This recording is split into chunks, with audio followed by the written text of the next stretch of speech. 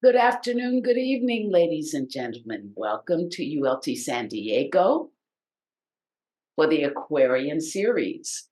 Grateful to be with you. Tonight, the title of the presentation is The Astrological Sign of Capricorn, which will be given to us by our own Jonathan Colbert. And before we get started, I'd like to read for you the title of which is Bodhisattva, and this is by Shanti Deva. Bodhicitta, I rejoice in the goodness wrought by all beings, and at the cessation and extinction of their suffering, may those who sorrow find joy. I rejoice when embodied beings gain release from the wheel of suffering and rebirth, and for those enlightened ones who become bodhisattvas and Buddhas. I rejoice in the exemplars of determination, those who bring happiness and are vehicles of benediction to all beings and the teachers. With hands folded, I ask the Jinas, the conquerors who will experience the end of all suffering, may they renounce liberation for countless eons, lest this world become blind. But having done so, may I also diminish the suffering of all creatures through the little good I have achieved. May I be medicine for the ill. May I be their physician and servant until their sickness cannot rise again. May I pour forth food and drink like rain to dispel the anguish of their hunger and thirst, and may I be their food and drink in the famine of the eons between great world cycles. May I be an inexhaustible treasury for beings in need. When I stand in their presence, may I do only that which is beneficial in every way. I sacrifice with indifference my body's merit and pleasures at every moment to fulfill completely the welfare of all beings. Nirvana is the renunciation of all things, and Manas seeks nirvana. All that I renounce can be given to sentient beings. I renounce my body. May others enjoy it. If they strike or revile it or cover it with refuse, if they play with it or laugh and are amused at it, I do not care for its misfortune. I have renounced my body. Let others do whatever gives them some true joy, but may I never bring misfortune upon them because they relied upon me. Whether their opinion of me is harsh or pleasant, may it be their steadfast way of fulfilling every aim completely. Should some wrong me, accuse me falsely, mock me, or do some other deed, may they all still share enlightenment. I would be a protector for those without protection, a guide for those who journey, a boat, a bridge, a passage, for those who desire to pass to the other shore. May I be a magic jewel, a jar which cannot be drained, a mighty mantra, a true panacea, a wishing tree, and a cow of plenty for all creatures. Just as the earth, the other three elements, and space eternally nourish and sustain all beings, so may I become that source of nourishment and sustenance which maintains all beings situated throughout space, so long as all have not attained to peace. When the Sugatas of former times committed themselves to the bodhicitta, they gradually established themselves in the practice of a bodhisattva. So too, I commit myself to the bodhicitta for the welfare of all beings and will gradually establish myself in the practice of a bodhisattva. Today, my birth has become fruitful. My birth as a human being is justified. Today, I am born in the Buddha family. I am now a son of the Buddha. Now, I am determined to perform those acts appropriate to my family. I will not violate the purity of this faultless, noble family. Even as a blind man may find a gem in a heap of dust, so have I found bodhicitta within myself. The bodhicitta elixir emerged to destroy death in the world. It is the imperishable treasure which removes the world's poverty. Bodhicitta is the complete medicine, the cure for the world's disease. It is a tree giving refuge to wayfarers on life's journey. Bodhicitta is the universal bridge in crossing over obstructions. Bodhicitta is the risen moon of the mind, cooling the hot passions of the world. Bodhicitta is the great sun which dispels the darkness of the world's ignorance. Like sweet butter, it rises from the churning of the milk of Bodhidharma. For the caravan of humanity traveling the road of being and hungering for true happiness, bodhicitta is the ambrosia of bliss, regenerating all those who share in it. Shantideva. And now, our own Jonathan Colbert. Thank you.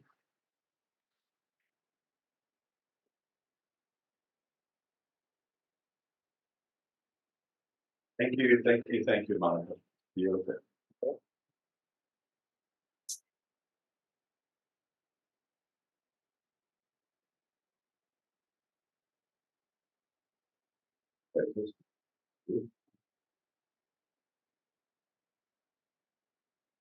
You have your, on the end there. Oh yeah, sure.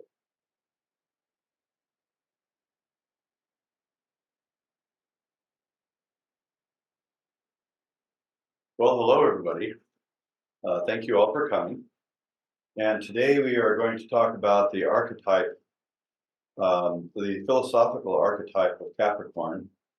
And the reason we're saying it that way is to distinguish it from the personality type. It does pertain to personality, but it also pertains to the reincarnating individuality. And everything I say, I think, can pertain to popular astrology as well. And archetypal astrology, from what I understand, is taking philosophical and universal archetypes and then making applications to the path, the spiritual path. We all have all of the signs in us. In different lifetimes, we have different combinations and permutations of the signs. So it's not just our sun sign, right? It's your moon. That's they talk about the ascendant. They talk about houses, and so no matter what sign one is, they have aspects of all the other 12 in them. Some people more or less. Some people are conspicuously empty of one sign, but that's almost unusual. Mostly from when you see charts, you see all the signs in their chart in some kind of a configuration. So the idea here is just to look at pure Capricorn, regardless of who you are and who you are in this lifetime, because theosophically, we've all had thousands of lifetimes, and there are thousands of lifetimes ahead of us. And so all these combinations and permutations are just part of the whole journey. And the idea is that each life has in it something to offer, something to learn from, something to harvest. And somebody recently I was talking to says, wonder if you could call theosophy lessonology, I think he said. Right, it's a study of life's lessons. So, or kind of a roadmap for life's lessons, ways to think about these things. So, now speaking of archetypes, I wanted to point out something that Judge brings to our attention, William Quan Judge, in An Epitome of Theosophy. He talks about the spiritual path, and it's not so much a cultivation of the spiritual nature, but instead it's waking up and making porous our lower nature to the light of the higher principles. He says theosophy holds that it is a misuse of terms to say that the spiritual nature can be cultivated. The real object to be kept in view is to so open up or make porous the lower nature that the spiritual may shine through it and become the guide and ruler. It is only cultivated in the sense of having a vehicle prepared for its use into which it may descend.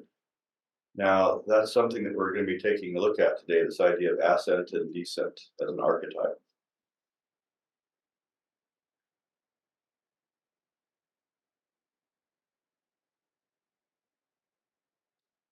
Now, Rogban Iyer, a more modern theosophical writer, wrote an article called Between Heaven and Earth. And in that article, he identifies 5 criterion for increasing the porosity of the brain mind in relation to the allowing in the light of the Atma Buddhi.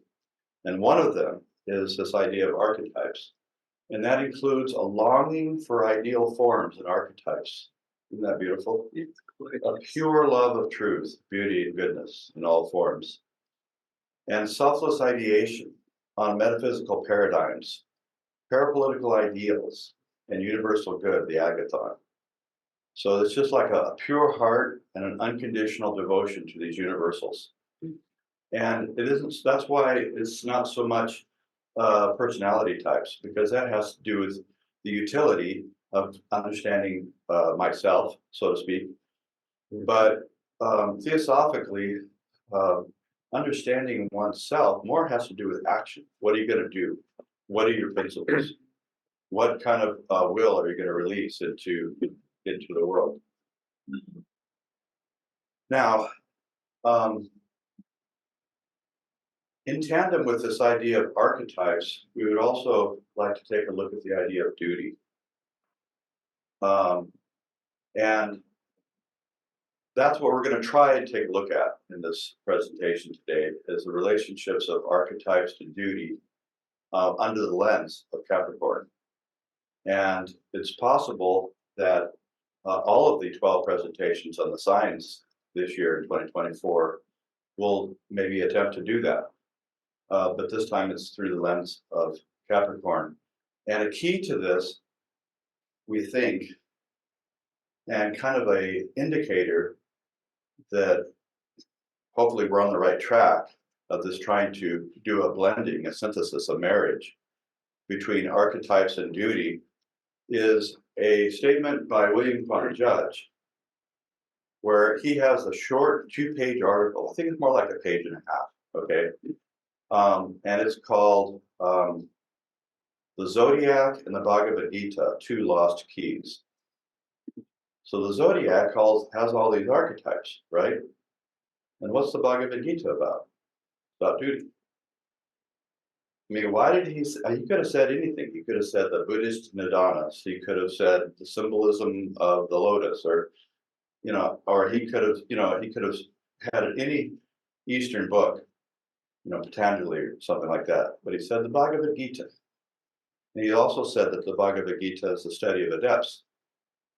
So we'll be taking a look at this in the spirit of Judge saying that, and some of the comments by M.K. Gandhi, who the population of India had declared was a Mahatma.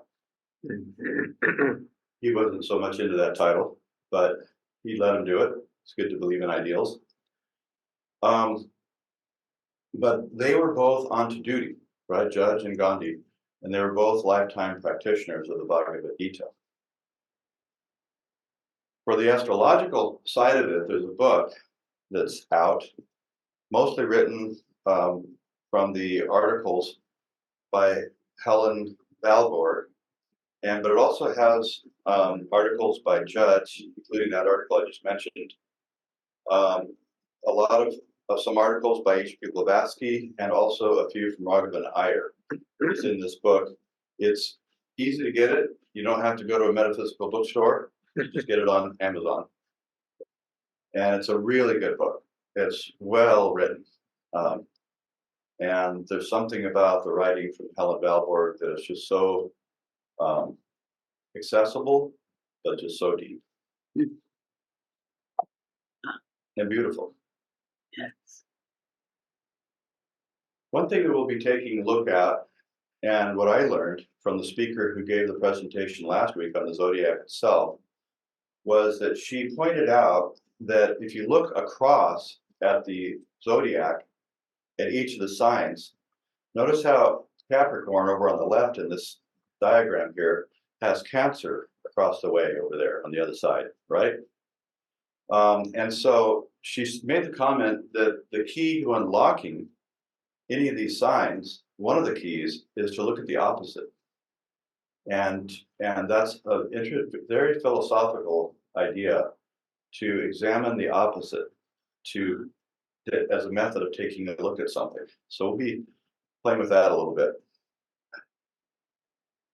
The 12 signs coincide, interestingly, with the Buddhist nidanas, the chain of dependent causation, having to do with the cause of rebirth. And the sign that we're going to be looking at, Capricorn, is Baba, which is on the left there on your screen, and that has to do with beginnings and becoming. So we'll be taking a look at that archetype. So now we're starting to move in the idea of archetypes, beginnings and becomings. Interestingly, across the way over there is the one for Cancer. You have Nama Rupa. So what's going on with that? We'll take a look. This is a slide that I got a screenshot of from from last week, and this is the presenter last week, her slide on Capricorn. And let me move this thing that's in the way. Just a second, I'm going to have to do something. I'm just going to get rid of this.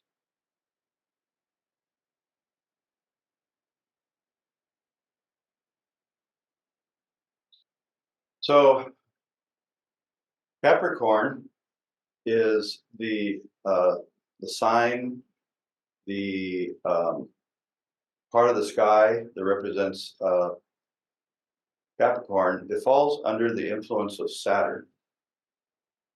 And the element is an earth, it's an earth sign. It's a cardinal modality. And as we said before, it has to do with the nidana called bhava, which has to do with becoming. And then on the left side are all these archetypes. And these archetypes are identified in Helen Valborg's article on Capricorn. And they are the gate of the gods, the dragons of wisdom. It has to do with mirroring and reflection. It has to do with ascent and descent. But notice it's the compassionate ascent and descent. And that was why it's so wonderful that we got to hear Monica read from Shanti Deva and his commitment to humanity and to all sentient life. Unconditional commitment. It's so beautiful. It has to do with building, hardening of fohat, and creative magic.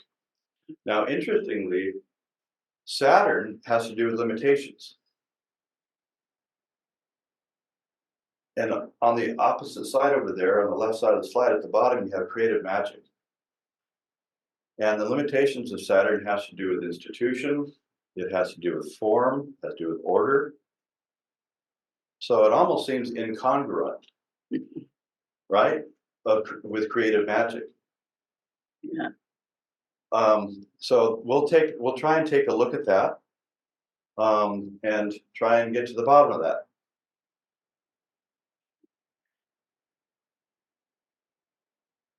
Now, looking at its opposite, Cancer, we're not going to go into this whole slide. That's not our topic, but just looking at some of the archetypes, for example. Reflective waters, interesting. Fullness and emptiness. Voidness of the seeming full. I would like to concentrate on that voidness of the seeming full and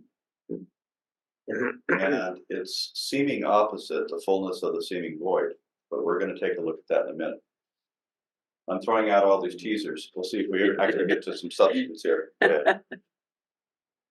So, as we said, order, structure, and form is what's associated with the Saturnic influence with Saturn.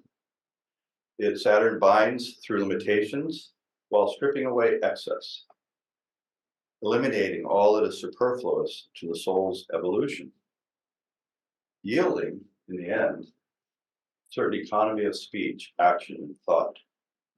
So less is more, apparently. Here are some of the notions in popular astrology as well as occult astrology. This symbol is the idea of the movement of lightning striking the earth. So you have this connection between heaven and earth, but a magnetic and electric one. Capricorn is the climber of lonely heights. And then this is where it starts getting very interesting, the hoofed one from the sea. Now it's the fish goat of amphibious nature. In ancient Egypt, it was the crocodile, another amphibious kind of being. And in the ancient Sanskrit language, I think I spelled Sanskrit wrong. You have the idea of Makara, the watery dragon. That's something that we're going to really try and touch on. From Theosophical Astrology, Helen Valborg writes, the fifth hierarchical group is that of the Dhyanis. Now remember, all of these archetypes have to do with these hierarchies. And hierarchies is something very mysterious in Theosophy. It seems as if to this student that they are not talked directly about, but they are the conscious intelligence in nature and make up the very laws of nature. But they are conscious laws. And there are different groups, and colors, sounds, notes, all these things are indicators about these hierarchies. Fires, 7 fires, 49 fires, all of these things have to do with categories and subcategories of these hierarchies, of these invisible components of nature. The fifth hierarchical group is that of the Dhyanis, the dragons of wisdom, who are connected with the crocodile and have their abode in Capricorn. These are the 5 Kumaras. We heard such a lovely talk on irreversibility recently, where we got to learn about the Kumaras, who gained exemption from passion. They are the pure ones, they're the pure virgins, the pure youths, and have within them the soul of the 5 elements. Now, we've heard about Kumara and we've heard about Makara, and it's explained in the Secret Doctrine that they are anagrams of one another. It's amazing. So each one is the other in disguise. Wow. So, so there's this definite intimacy and linkage between the idea of the Kumaras and Makara. And the Kumaras is this 5th hierarchy, and they are also called in Theosophy the Agnishrata Patris. They're the ones who lighted up the powers of mind in humanity, according to Theosophy, 18.75 million years ago. And three And quarters. So it's really that they are the ones that are responsible for delivering the gift of mind. They are beings who were perfected in previous cycles. And in some sense, they are the Dhyanis that overbrood each human being. So that's another mysterious aspect of it. So this idea of the lighting up of manas is continually happening. As manas becomes completely unfolded and engaged, manas being the power of pure mind in each human being. And they are part of the is part of the dignity of what it means to be a human being. And that's why anybody who can present well on this topic of the Kumaras is presenting on something that is very moving to the human soul, to find out that each being has this gift of this Promethean fire within them. So I just looked at that and played with this with colors and so forth. It's not much switching around here because the three letters on the right are the same. And then you switch the K for the K, the M to the M, and then the U and the A. Didn't know what to do with that. So I made them both green, but not exactly the same color green. So that's my analysis of that. Great. Okay. Now, what is this thing going on with limitation and creativity? And when we looked at the Cancer slide, it had to do with fullness and emptiness was one of the archetypes. And it also had to do with the voidness of the seeming full. And I think that that has something to do with the fact that one of the archetypes of Cancer is the idea of the mask, the persona. And part of the learning curve through Cancer has to do with discovering the voidness of what seems to be full. Okay, because we all think that personality is everything, right? But it turns out it's not as full as these metaphysical realities. It's temporary. It's a new mask, and so forth. It's something that you use, etc. So this quote here from the Voice of the Silence takes a look at that. It says, we have to take a look at this within ourselves. Thou hast to study the voidness of the seeming full, fullness of the seeming void.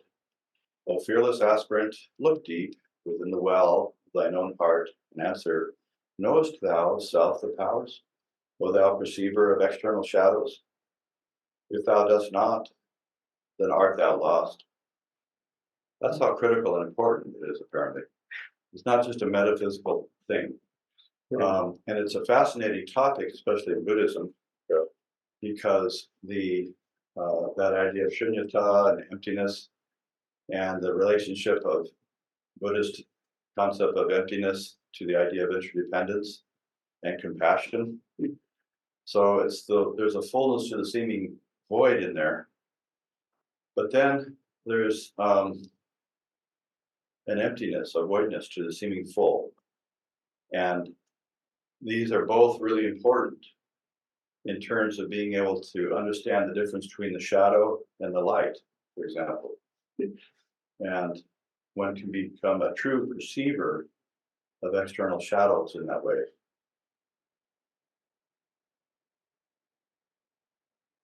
The speaker last week, speaking on the zodiac, mentioned the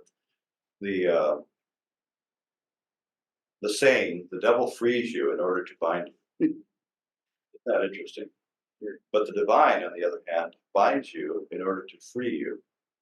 So it could be that this archetype of Capricorn, in relation to the planet of Saturn having to do with limitation, could have something to do with actually confronting limitation and taking it on.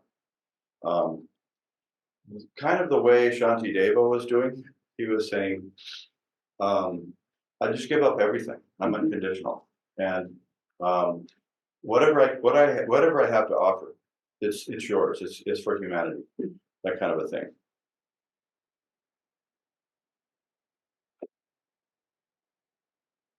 See what I did here. I'm glad I didn't miss this slide here. Wow. Here are some beings, um, some of which we can recognize easily, all of which probably. On the left side, that's the Dalai Lama escaping Tibet.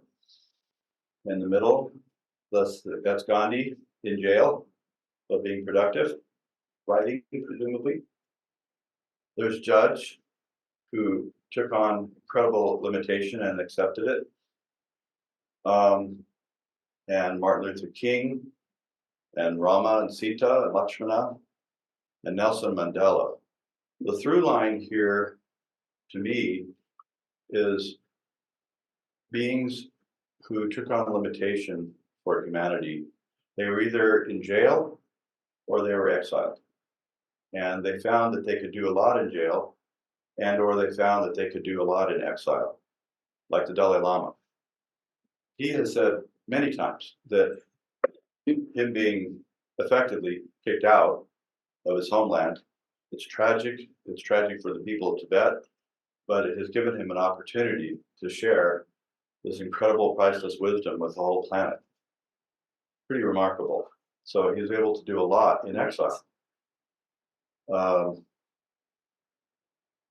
Down in the middle, at the bottom, Rama and Sita, Lakshmana, especially Rama, he was in exile for 14 years.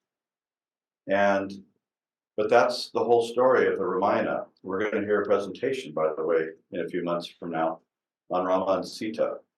So it's a beautiful archetype. The idea of this being who was royalty. He was the exemplar of duty, but he was exiled.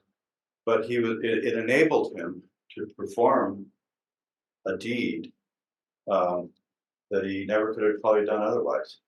So we'll hear about that then.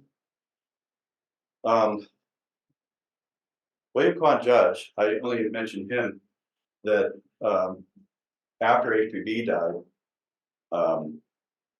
he kind of got called to the mat in the theosophical history of things. But he was very gracious the whole time. And he became busier than ever in terms of working for theosophy. And he became more effective than ever.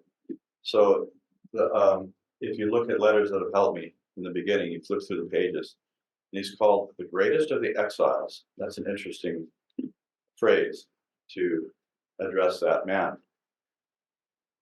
Now, Gandhi and MLK and Mandela were all jailed.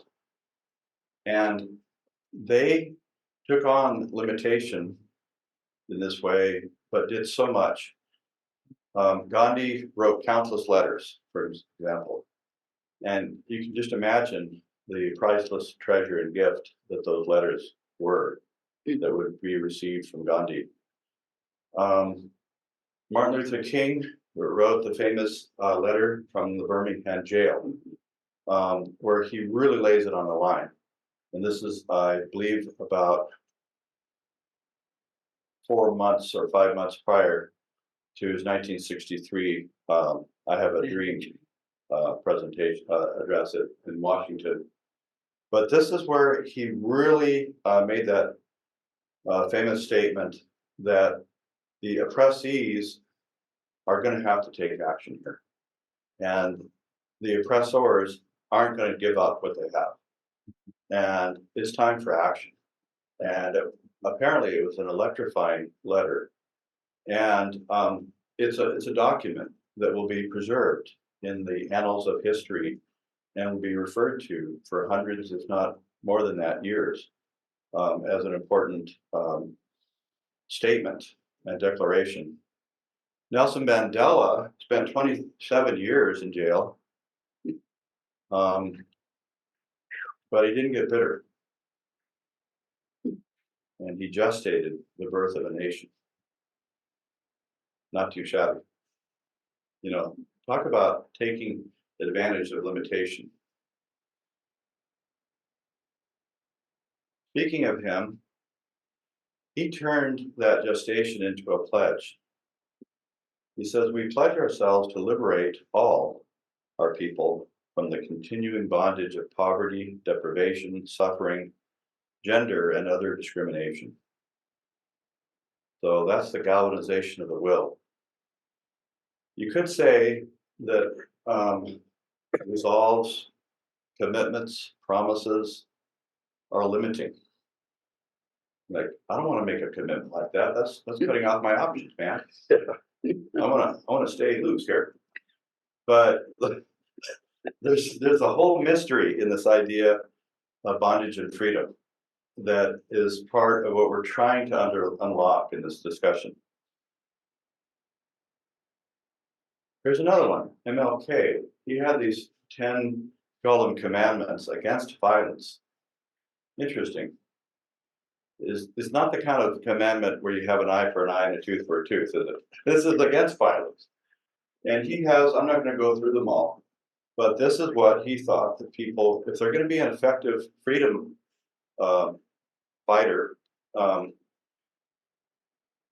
this is what they need to meditate on and take to heart and to commit themselves to. So in other words, to achieve victory, to engage the will, which is what was necessary and what is still necessary, you have to make commitments. You have to narrow your options. You have to say, I'm going to do this, but not that, kind of a thing. But look at them all. You would think that they would be kind of obvious, but we have to remind ourselves of these things.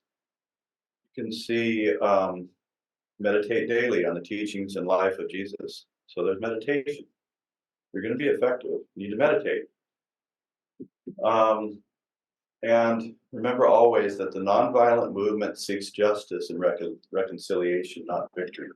Very Gandhian.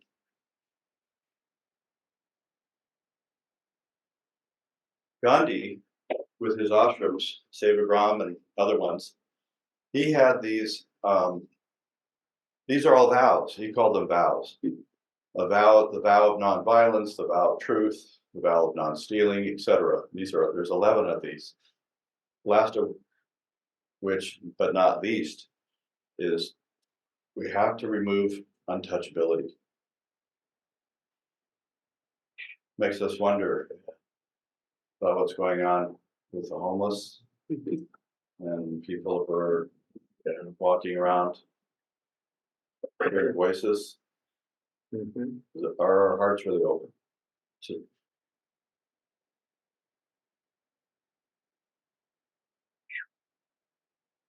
in our own declaration of the United Lodge of Theosophists, you can look through it. It's a declaration. And a declaration is kind of like this. It's like a vow. It's like a commitment. You're declaring something. You're saying, I stand for this. And this is saying that the ULT stands for something. And this is what it's about. But you can pick out in it things that are like principles that one person might want to stand for. Loyalty to the great founders of the Theosophical movement. So you have a commitment to loyalty there. Commitment to keeping in view a very important end, which is the dissemination of the fundamental principles of the philosophy of Theosophy, and then exemplifying it in two ways.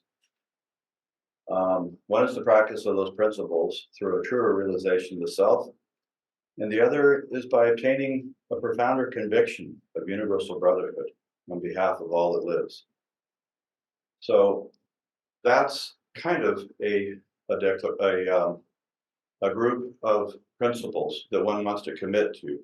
See, one is taking on limitation on behalf of humanity. That's the idea of it. And it's a privilege, it's an honor. Just as it is an honor to receive the gift of manas, just so it is a privilege and an honor to be able to choose to take on sacrificial limitation on behalf of the whole. Now, there is a book by V.P. Wadia called Living the Life, and he, I just was noticing, because in our Sunday morning group, we're about ready to do our little mini presentations on, I think it's like 28 or 30 chapters, maybe it's more, in that book, which is a collection of his essays. But notice how the first few, the first section in the table of contents is called How to Reach Masters. And all of these seem to have to do with helping people become aligned with their own commitments.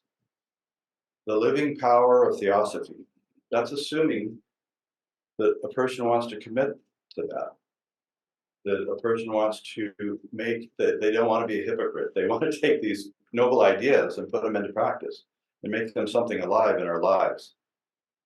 And the defense of theosophy, for example, these are just examples. That's like in the ULT declaration about becoming loyal to the founders of the Theosophical movement, and so forth. The vow of silence. Maybe I don't want to gossip about other co-workers and so forth. Maybe it's not necessary. Maybe that's a principle of reticence about things like that. The greatest of all wars. Maybe I figured out, like the Buddha says, that the greatest conquest is the conquest of myself. Mm-hmm. And that's a principle, and maybe I want to live like that. It's that kind of a thing. But all of these are like that, all under the heading of the idea of how to reach masters. Why? Because the masters stand for these kinds of principles. That's how they live. So by living on the same platform of principles that they live on, you're reaching up to their level.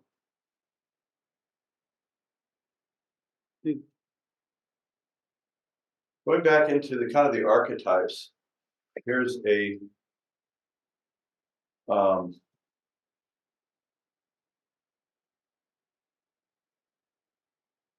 passage from Helen Valborg once again, who read so beautifully on all of these signs. It has to do with 5, and it's a very potent, powerful idea just to think about the number 5. One of my favorite things is when a child comes up to me and says, "I'm 5." It's so sweet. Yeah. They know something. Yeah. And this passage here is going into the idea of makaram. Ma means 5, and karam, can't see what's behind that. Side. What's that? S-I-D-E. Thank side, you. Side. And side. So karam means side. Thank you, Ken. And that's indicating that makaram is a name for the Pentagon. See? The symbol of thinking conscious man. Isn't Manas the 5th principle? That's right. Kara also means hand and refers to the 5 fingers, as well as the 5 extremities of the human body, which cause it to resemble a 5-pointed star. So you have Da Vinci's Vitruvian Man here, and he can either stick his hand straight out, or he can go up, and the 2 legs are out, and you can make a 5-pointed star of a human being, something inherently 5-like, just by the posture of a human being.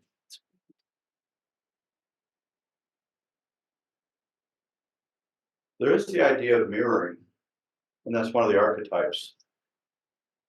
We always say in theosophy that each human being is a mirror of the macrocosm. In a way, each human being is a universe. Whatever powers, potencies, laws that pertain to the universe all pertain to human beings. Intelligent design, you could say, through these hierarchies becoming the laws of nature, that all comes through the 3 higher principles of each human being. And to the degree to which we can live in harmony with the universe and help nature and work on with her is the degree to which we are mirroring the macrocosm into the microcosm. There's a passage from a Christian mystic, 1st century. I think he was a Greek.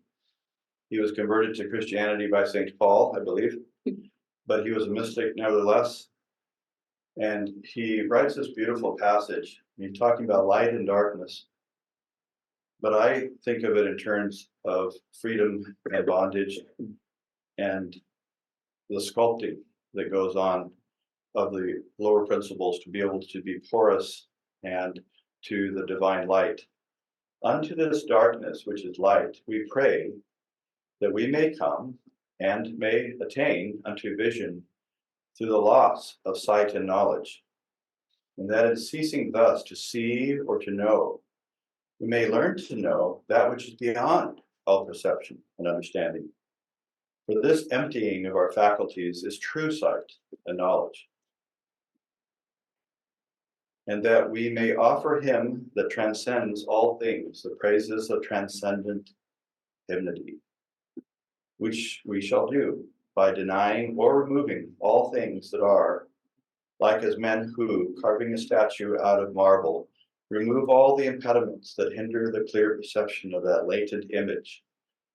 And by this mere removal of display, the hidden statue itself in its hidden beauty. So Ken, you can, Ken Campos will entertain questions. I'm gonna do this. Stop share. It's just gorgeous. Yes, thank you, Jonathan, for that amazing synthesis and explanation about Capricorn, touching on a variety of esoteric and exoteric aspects of Capricorn. One thing that struck me in the early part of your talk was the idea of the paradox of Saturn and creativity and the Baba, that creative becomingness, and yet the limitations of Saturn. And I'm wondering if you think that things like, say, a jazz musician who has really mastered all of the progression of the keys musically and can tell which chord goes to which chord, which modulates correctly by their masterful understanding of those musical limits. And then they're able to produce, at a jazz concert, really a unique kind of one-time only beautiful concert. And the other kind of limitation in creativity would be a very ordinary sort of microcosm, macrocosm mirroring of human birth. That the human being is born in this limited womb, this little tiny place with extreme limits, and yet from one cell then can manifest and unfold into this really complicated creature that we are, these vehicles. And so I'm wondering what you think about that paradox. Is that something that these are examples of the resolution of that paradox that could be instructive to us in our everyday life? Yeah, I couldn't agree with you more. You could flip that little thing if you want to.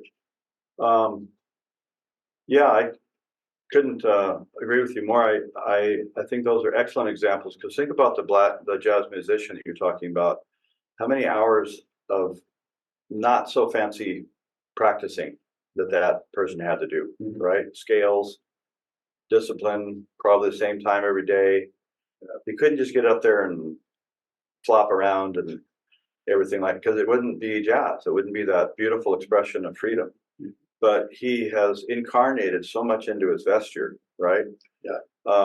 That he can fly, that he can soar, and he has a sense of timing, right? And he or she has developed a sense of working with other jazz musicians, and to be able to appreciate their magic, right? Yeah. Because if you watch a good jazz show, you'll have this one do their little solo, and then somebody else, and there's the audience, and so forth. There's the interchange, the whole forth. But they really become one with what they're doing in that way. I think it's a really good example. And of course, the idea of giving birth, because that is one of the Babas, the idea of birth and becoming. So that does seem like a really good example. Thank you. Fantastic. Yes. Monica, I see a hand here in the room.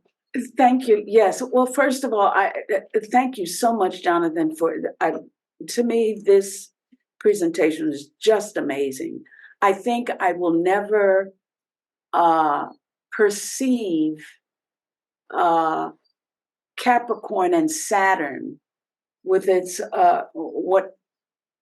maybe it was judgmental on this student's part, but the sort of a laborious sense of limitation of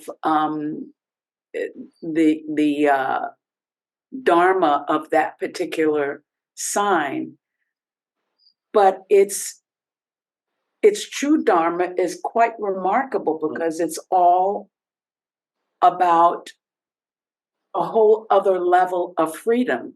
Without this laboring dharma, it can't be accomplished. So in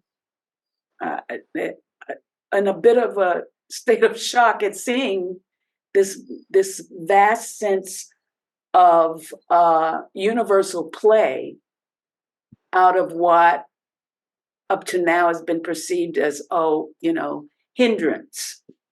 So I feel grateful for that. And then the other thing that really stood out for this student was, what is that word that was used? Hymnody? Oh, transcendent hymnody. Transcendent hymnody. That the application of this idea of limitation and freedom in the dharmic accomplishment of the lower self getting purified and raised higher into the realm and influence of the higher self. So those two things really, I'm grateful for the esoteric philosophy for these, and thank you for making that so clear. Yes, thank you, Monica. Flip the camera. Sorry. Yeah, thank you, Monica. And do we have any other questions from the Zoom audience or any others? Comments, insights? Yeah, I have a question. I had my hand up, but I guess you didn't see it. Another aspect of Capricorn that is interesting and kind of relates to what Monica was just saying of this idea of limitation. Totally the opposite of that. Capricorn appears in the astrological map, if you will, at the apex. It's at the top of the chart, not at the bottom, which is interesting. And it's also the sign of the birth of the sun. Winter solstice begins Capricorn. Yes. So these might be some other slants to look into the symbolism of it. Gorgeous. Yeah. So I don't know if Jonathan had any other thoughts on that too. No, I just think that's very interesting. I was greedily thinking, when is David going to do one of these? Yes. Yes. Fantastic. Yes, thank you. Shobha's got a hand up. And Shobha, you have a question? Yeah, I've always wondered about this, looking at the constellations and the way they are given the sign, the animals. It made no sense to me because they really don't add up. The stars all in that constellation don't seem to look like a goat or an archer or a Aquarius, water bear. And so I was just thinking, Jonathan, the article by Subbarao in the 5 Years of Theosophy, which you did kind of mention when you talked about the anagram of Kumara and Makara for Capricorn, he says those don't make sense either. The figures of the constellation included, the constellations have nothing to do with the origin of the names by which the zodiacal divisions are indicated. And he gives 5 clues. And then he talks about the article, the mention by H.P. Blavatsky in Isis and Veil, that the key should be turned 7 times to understand the whole philosophy underlying these signs. So I think it would be wonderful for all of us as students of Theosophy to read this article and look at the 4 conditions he says that we need to look at these zodiacal signs from a different plane. Helen Valberg is talking about it, but Subbarao's article has a lot of information, out of which maybe I get less than a percentage. But it's worthwhile looking at this article. And if you have any comments about this, Jonathan. I don't. I didn't read the article. Okay. I do know that there was a guy that was at Adyar a few years ago that said that HB had a dilemma whether to print everything from Subarao or not. And the way it was explained to me is that the masters said, print it anyway, even if you disagree with him. He didn't say why, you know. It's that the Theosophist was supposed to be an open forum, and that it was not supposed to have dogma and so forth. And it's a great opportunity for you to deliver theosophy, but it's not everything's going to be exactly perfect. And HPB did have her problems with Subarao. But on the other hand, she was able to explain a lot of theosophy using Subarao as a vehicle, right? And to deliver a lot of the subtleties. And you know, he was a Vedantin, and interestingly enough, he was a student of the same Mahatmas that HPB was. And they taught him as a Vedantin, and they taught her as a Theosophist. And it just shows how, what do you call it, universal and cosmic their minds are, that they can handle, they can accommodate all this, you know.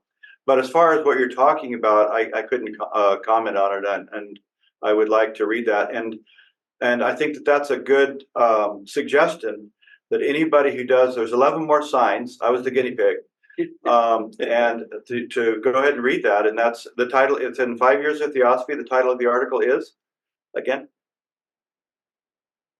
You're muted there. You're muted. Yeah. Can you hear me now? Yes. We Yes. get you. Yeah, it's I think it's on page 103, but then my book may be a different. It says the 12 signs of the zodiac. So if anybody has the 5 years of theosophy, they can look at the article. Yes, thank you. Thank you for that reference, Shobha. I really appreciate that. Thank you. And do we have any other comments, questions? Got Betty. That I have a question. Yeah. So, someone mentioned that Capricorn is also the crocodile in ancient Egypt and the dragon in a way. So I did read up on Sobek, but also I guess in Hindu it's Makara. So does anyone know more about what that means as Capricorn is the crocodile? Is that the crocodile Sobek, the Cretan being of the waters, or a different one?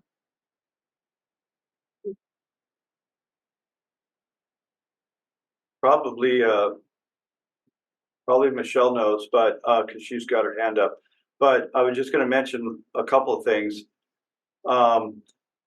The crocodile is both amphibious in that it can be in water and on land, okay?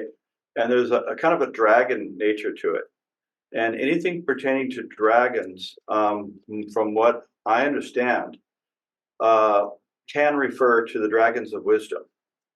And these dragons of wisdom are the Dhyanis. So those are very important in understanding the archetypes. Mhm. So that's about. Nice. Okay. One thing that I thought was interesting is like Sophia, who is the wisdom, who is the creator of this world, is also referred to as a dragon. And philosophy, the soft part of philosophy is Sophia. She's also supposed to be the Holy Spirit. And the other interesting thing is that since Capricorn is ruled by Saturn,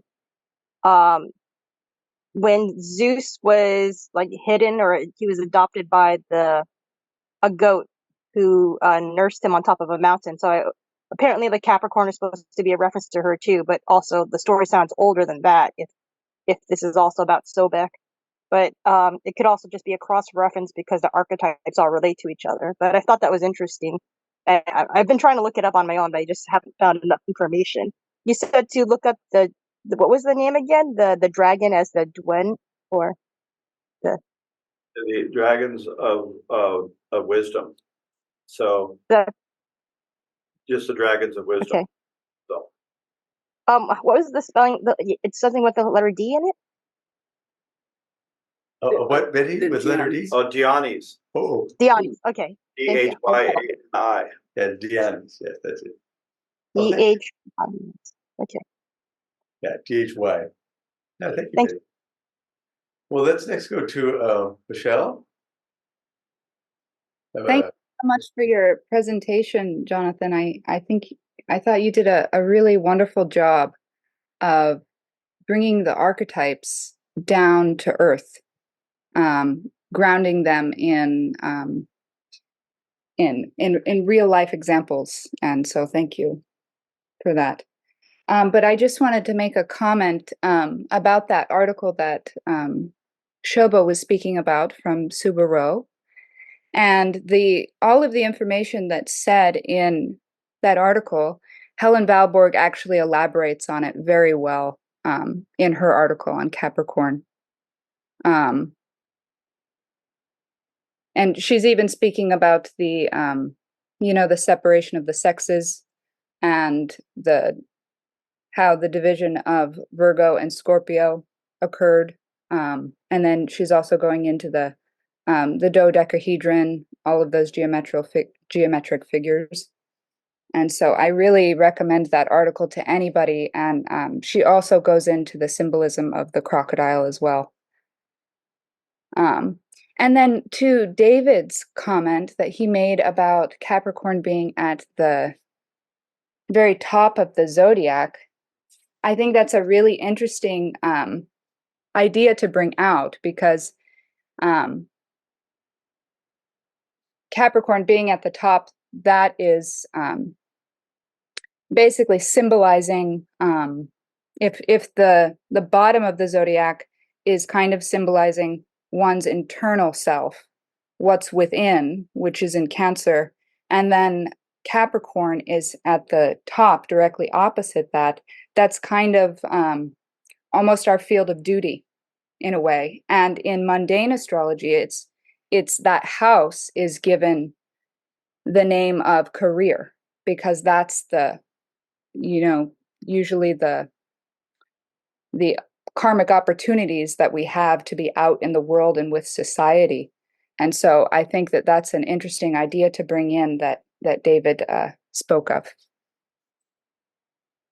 Yes, thank you, Michelle. And one thing I heard of, I wondered, you might know this, is it true that the Saturnalia occurred in the sign of Capricorn with the precession of the equinoxes? The what? The Saturnalia of the Romans and that kind of winter solstice sort of, astronomical thing here on Earth and Sun, that was in Capricorn at one point of the precession of the equinoxes? Well, I'm not familiar with that term, but the modern Christmas. The modern Christmas. Yes. Yeah, the Romans based on Saturnalia. But like 2,000 years ago, the precession equinoxes, it moves every 72 years. So if you divide that and you look, it possibly could be. Yeah, I think that that's a definitely an interesting idea. And I think the sacredness of that time of the year is represented in a lot of different cultures as well, symbolizing in Capricorn. Well, thank you. Thank you, Michelle. What is the name? Oh, can I ask real quick, Michelle, what was the name of that article you're mentioning that you suggest we read? Yeah, so it's the book that Jonathan had a slide on in the very beginning. It's called Theosophical Astrology, and you can get it on Amazon. The main author is Helen Valborg, but you can also get all of the articles for free on theosophytrust.org. And then you click on symbols, and all of the zodiacal articles from that book will be on that website. Okay, thank you. Yes, Michelle. Thank you for that reference. Don't And- forget chat. Let's go to Rose. And I think, Rose, you put something in the chat, did you? Let's see if I could pull that up. Chat. Oh, there it is. So, Rose, no, I don't see. I thought you had something in the chat. But anyway, Rose, can you go ahead and ask your question or give us your comment, Rose?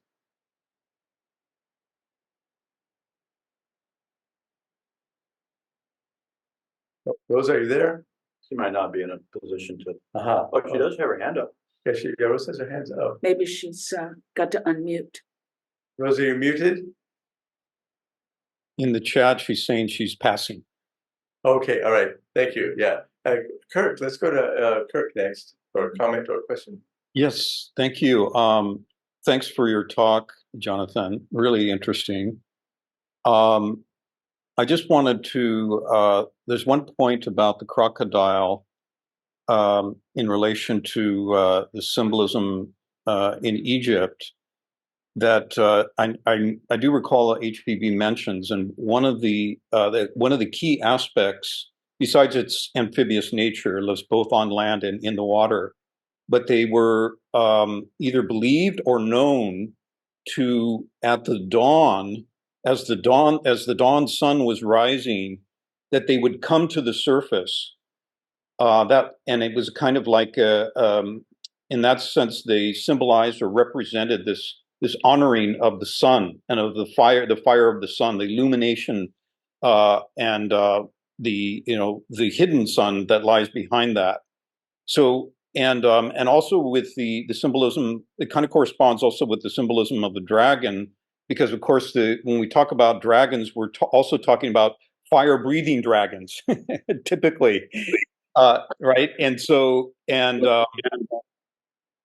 there's this bringing together of not only land and water, but sky and water, sky and earth, and fire and water. The alligator worshiping the source of all fire and light, the sun, and the dragon actually having embodiment of it through its very breath. And so that idea of fire and water also linking up to the correspondence of wisdom and compassion, the fusion of those two, the fusion of heaven and earth, this whole idea of ascent and descent, the linking of highest spiritual capacities, knowledge, and wisdom with incarnation on earth in order to aid and serve all beings, which that again, of course, connects up with this idea of the Kumaras. And then just the last point was that, this remarkable teaching that we get in the secret doctrine, that when we're talking about the dhyanis, we're also talking about that which first emerges from the triple logos, right? That they are the differentiated aspects and agents of the divine mind as it begins to emanate into and become what we call the cosmos.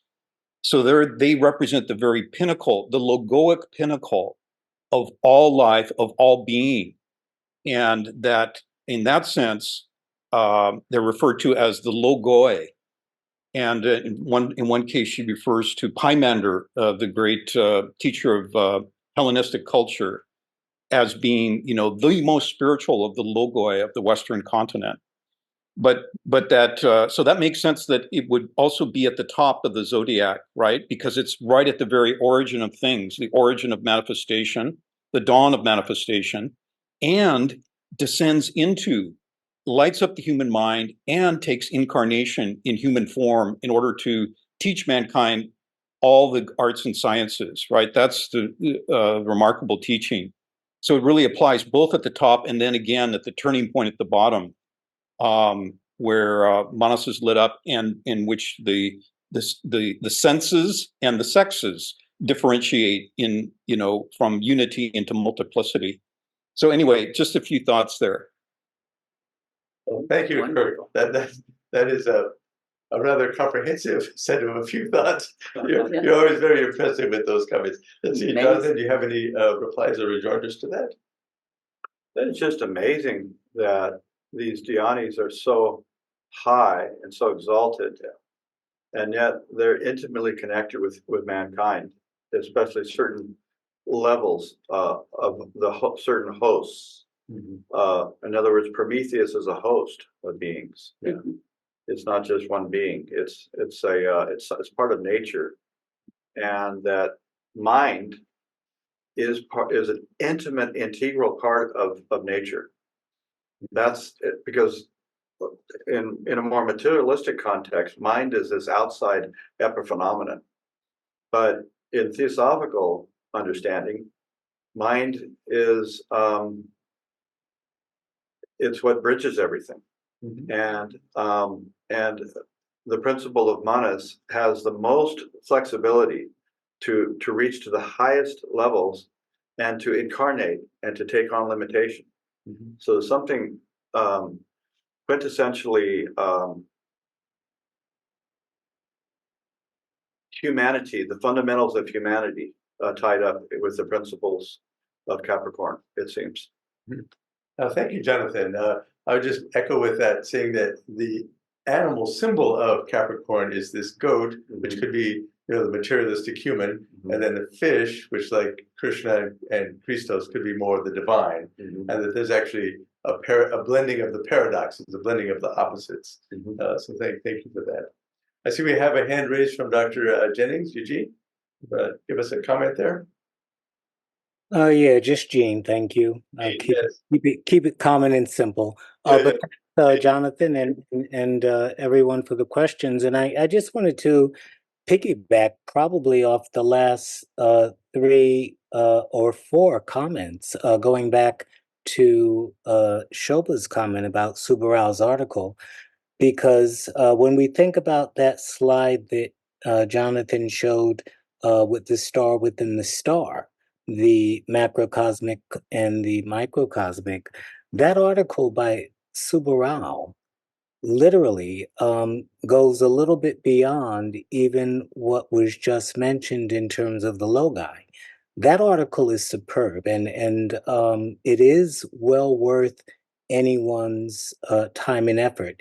He puts in a few pages, relatively speaking, what HPB put in volume 1 of the SD. And if we're looking at how he uses the symbology from a cosmic perspective and leads us down into the elements themselves, it is an eye-opener that embraces a lot of what was said tonight, and perhaps a lot of everything that's going to be said throughout this whole zodiacal presentation in terms of the signs. So I would just concur with everyone that suggested the time and effort be put into a deep study of that short article. Well, thank you very much, Gene. That sounds like a great homework prescription to either read it or review it, the Subarao article, as that will be kind of an overarching instructive thing for this 12 series, plus the 13th one from Michelle. Jonathan, any comments on that? Since Gene is going to be presenting next week, do you have any homework for us to read between now and next week? Since it was mentioned, I mean, that's a good one to think of. I mean, it definitely embraces states of consciousness, and states of consciousness embrace it. So, I mean, that could be a whole workshop presentation for someone just to walk through that article. But perhaps that would be a good article to read. And I guess the chapter 10, I believe in Kira Theosophy, that speaks about manas, much of what you were speaking about today, because that's integral to any kind of idea of what we think consciousness is, but really don't know. Thank you. Fascinating. Yes, thank you. And I see a hand from Desiree. Hi. Good evening, everyone. Thank you, Jonathan. That was such a beautiful presentation. It really put me in a mindset of really thinking of the Bodhisattva's path. But the archetypes that you presented really exemplify how, when descending,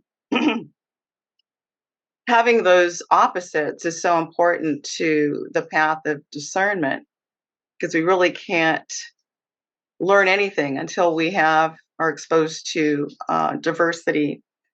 And hopefully one of these days we can actually talk about the astrological archetypes in terms of triangulation and its triple triangulation.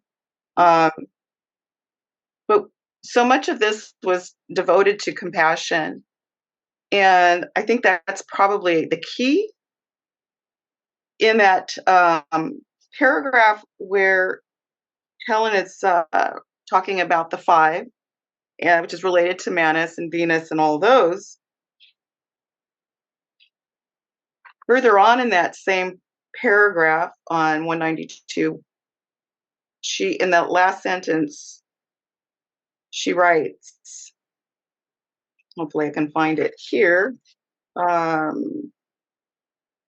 Makar represents both the manifest macrocosm and the microcosm and illustrates the compassionate descent of spirit into matter, as well as its ascent out of it. And I was wondering if you could speak to compassion in that line. Does it descend because of compassion? That's my question. Yeah. If you're asking me, thank you for picking up on the heart of what I was trying to convey. You conveyed it better than I did. That compassionate ascent and descent.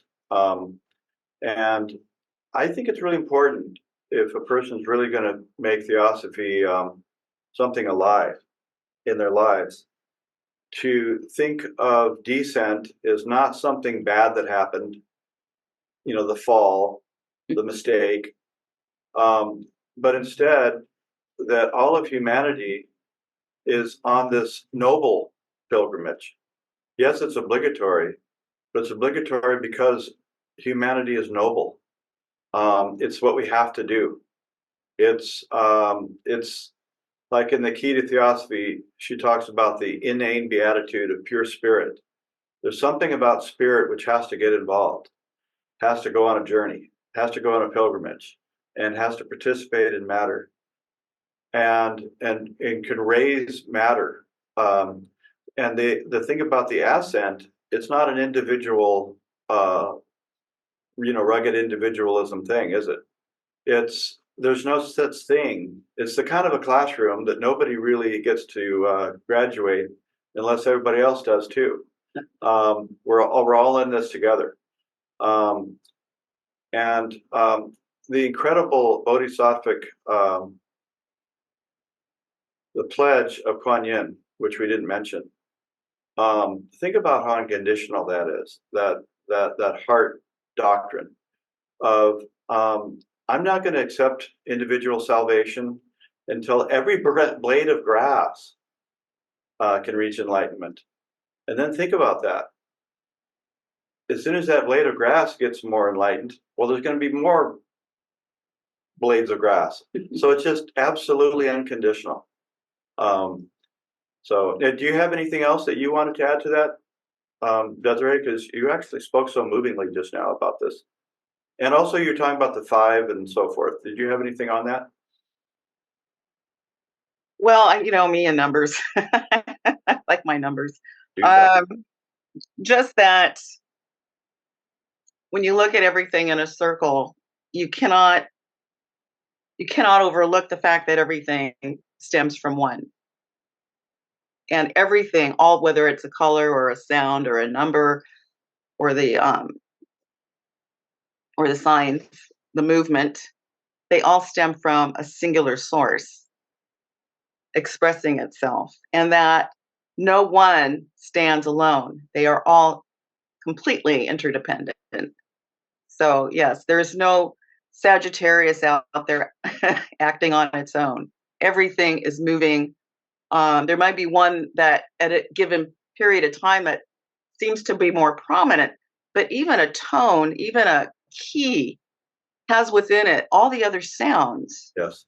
with one more prominent than the others, but it depends on all the others to even make its own sound. So it's important, I think, to see everything in its comprehensive archetypal presentment, and not when we look at something, not to just look at it by itself, Yes. but to see it as a part of a great symphony, so to speak.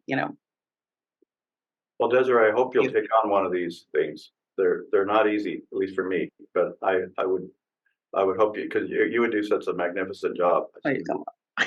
I gotta do karma yoga. Yay. But thank you. Thank you.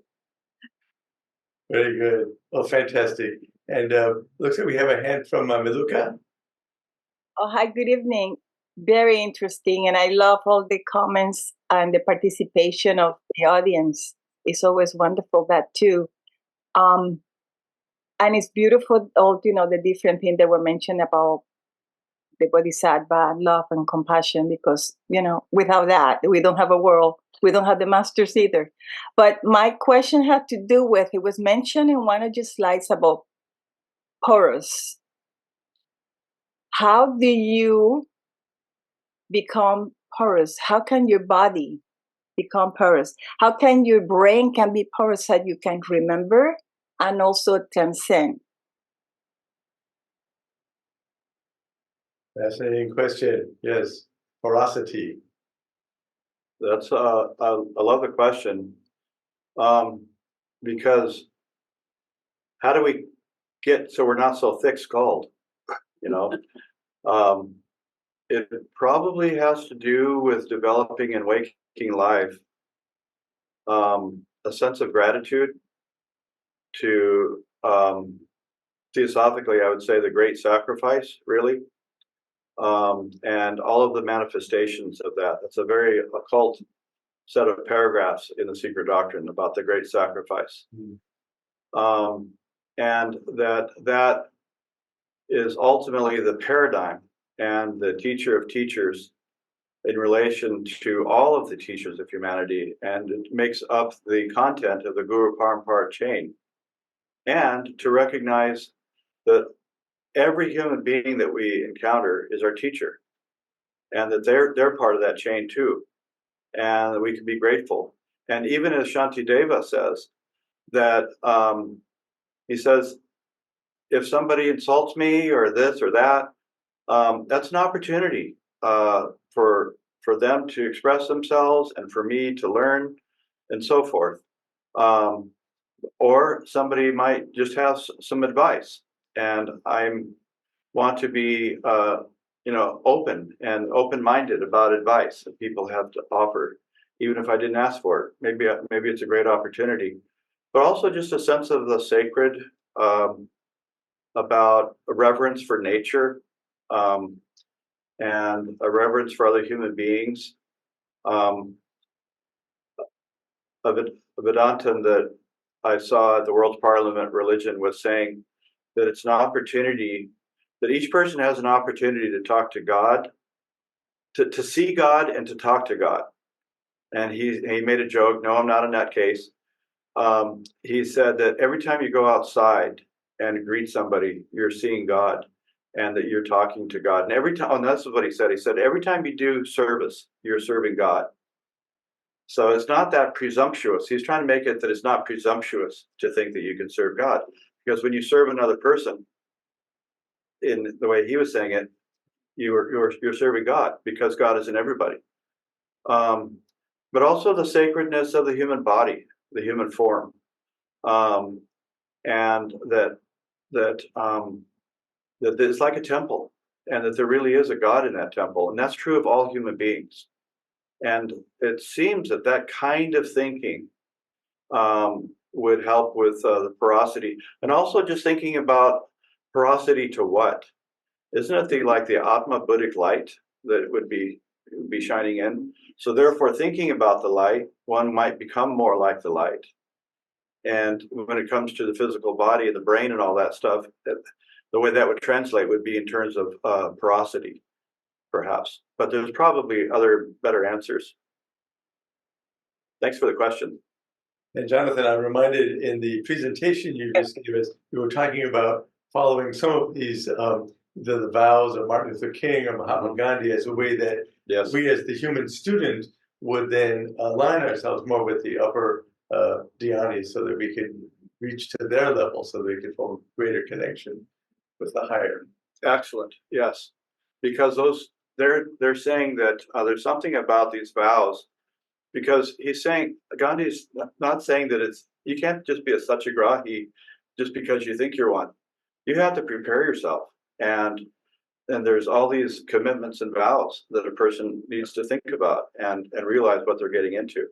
And yet there's so much potency that can be released. Yeah. So it's really quite amazing. Fantastic, fantastic. And let me see, do we have any other comments there as we're nearing the top of the hour? Comments or questions, raised hands that I'm missing?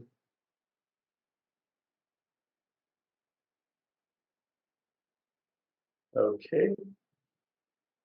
Well, if not, any other comments from the audience here? No? Again, Jonathan, thank you for a wonderful presentation. There's something in chat. Chat, yes, I'm reminded. Thank you. Let's take a peek there. So Kirk says thank you to Jonathan. Joe Christie mentions Helen Valborg. Betty, again, Helen Valborg is with a V. And then are the dhyanis the same as the Kumaras? So that's an interesting question. I think the Kumaras are a class of dhyanis. Mm-hmm. We were talking about hierarchies within hierarchies and sub-hierarchies. So the dhyanis are a subclass of Kumaras.